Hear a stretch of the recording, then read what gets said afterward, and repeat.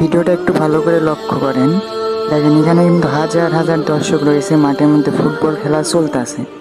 এই মুহূর্তে দেখুন একজন মুরব্বী এসে মাঠের মধ্যে নামাজ পড়তেছে আল্লাহু আকবার। যদি আপনি মুসলমান হয়ে থাকেন তাহলে ভিডিওটাতে একটা লাইক, শেয়ার এবং অপর ভাইকে দেখার সুযোগ করে দিবেন। ধন্যবাদ সবাইকে। আসসালামু আলাইকুম।